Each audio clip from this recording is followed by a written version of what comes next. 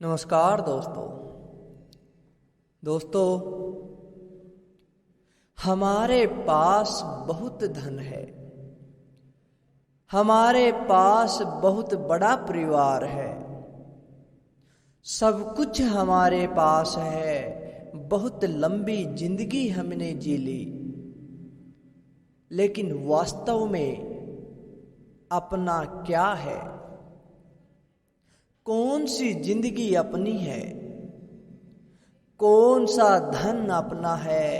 कौन सी संतान अपनी है?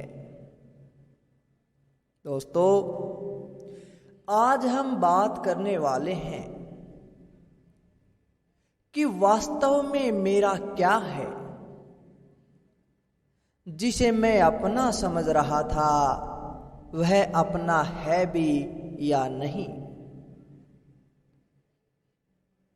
इससे पहले आज हम इस कथा को शुरू करें, अगर आप हमारे चैनल पर नए हैं तो चैनल को सब्सक्राइब जरूर करें। दोस्तों, एक बार की बात है, किसी शहर में कोई सेठ रहता था। बहुत पैसा उसके पास था, गाड़ी थी, बंगले थे, बड़ा खुशहाल परिवार था। इतना सब कुछ होते हुए वह सेठ साधु सेवी भी था। संत महापुरुषों की सेवा किया करता था। जो भी संत महापुरुष उसके नगर में आता, वह उसे अपने घर पर बुलाकर उसकी सेवा करता था, अपने घर पर भोजन कराता था। परमात्मा के प्रति उसका झुकाव ज्यादा था। एक बार की बात है, एक महात्मा जी सेठ के घर पर आ गए। सेठ उस समय शहर गए हुए थे। वह घर का कुछ सामान लाने के लिए बाजार चले गए। घर पर केवल सेठानी थी। सेठ के बच्चे थे। सेठानी ने उस महात्मा को अपने घर के अंदर बैठाया, साधु की सेवा की, उसे भोजन कराने लगी। भोजन करते करते महात्मा जी ने कुछ सवाल पूछने शुरू कर दिए। महात्मा जी ने सेठानी से पहला प्रश्न पूछा कि तुम्हारे कितने बच्चे हैं? सेठानी ने उत्तर दिया कि परमात्मा की कृपा से, आप जैसे संत महापुरुषों की दया से मेरे 4 बच्चे हैं। महात्मा जी ने फिर उसे दूसरा प्रश्न किया कि बेटी, तुम्हारा धन कितना है? सेठानी ने कहा, महाराज, आपकी रहमत से, उस प्रभु की कृपा से लोग हमें लखपति कहते हैं। अब जब महात्मा जी भोजन कर चुके थे तो सेठ जी भी बाजार से वापस आ गए। सेठ जी महात्मा जी को विदा करने के लिए उन्हें साथ लेकर चल पड़े। रास्ते में महात्मा जी ने वही प्रश्न सेठ जी को कर दिए।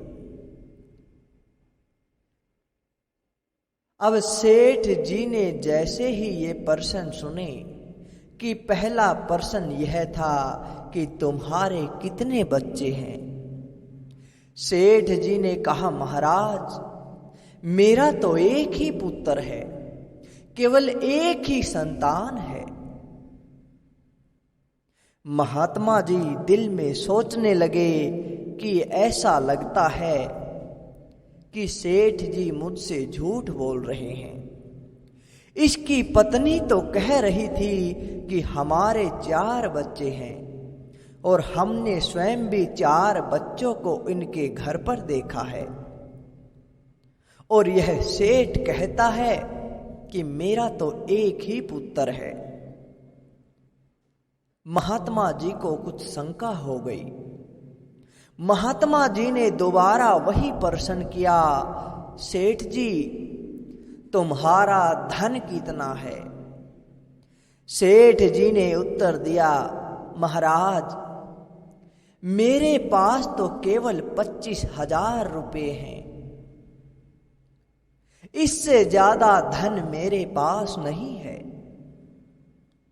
महात्मा जी फिर चकित हो गए,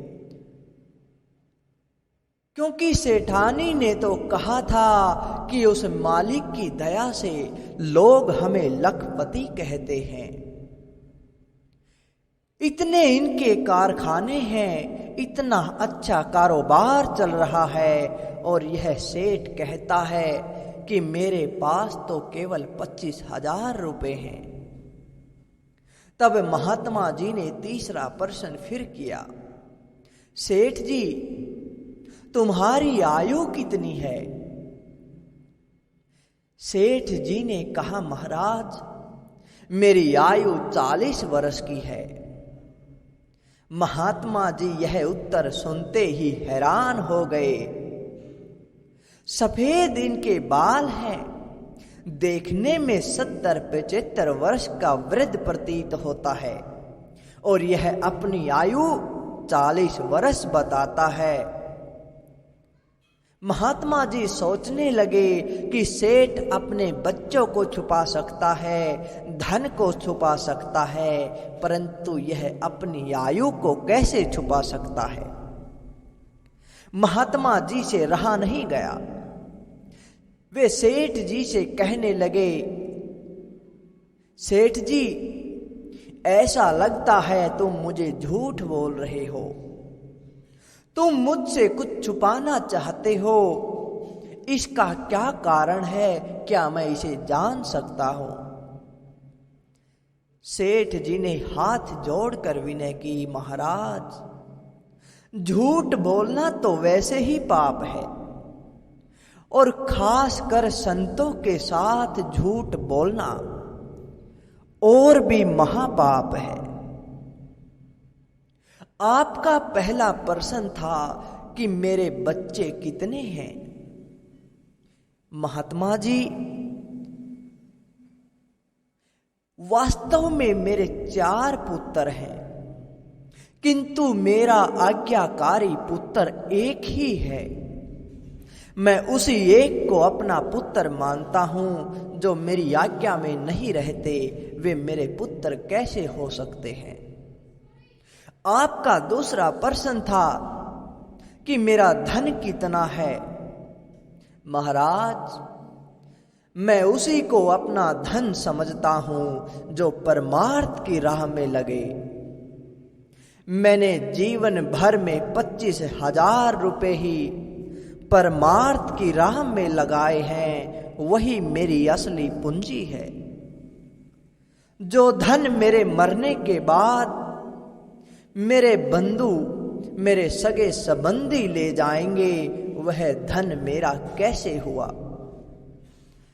और आपका तीसरा प्रश्न था कि मेरी आयु कितनी है?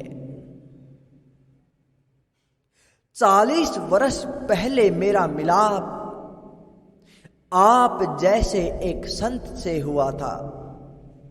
उनकी चरण शरण ग्रहण करके मैं तब से भजन अभ्यास कर रहा हूं, साधु संतों की सेवा कर रहा हूं, इसलिए 40 वर्ष की अवधि को ही अपनी आयु समझता हूं।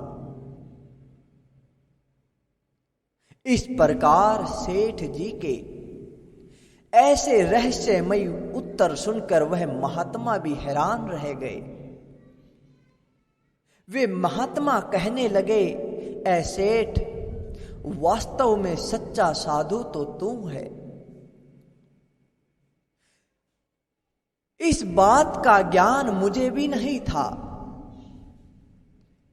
किंतु तुमने जो इस प्रकार मुझे बताया है, तुम किसी संत से कम नहीं हो। दोस्तों, कबीर संगत साध की, साहिब आवे याद, लेखे में सोई घड़ी, बाकी दे दिन बाद।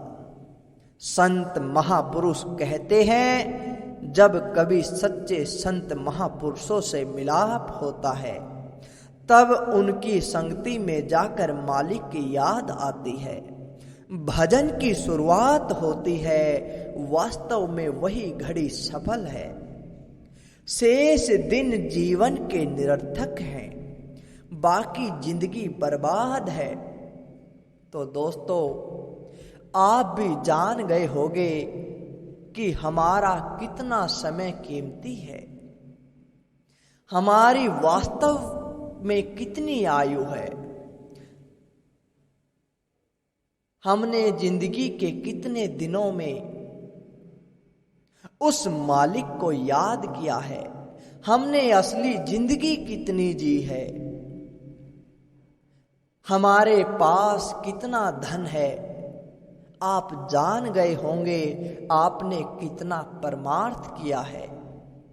आप जान गए होंगे आपकी संतान कितनी है।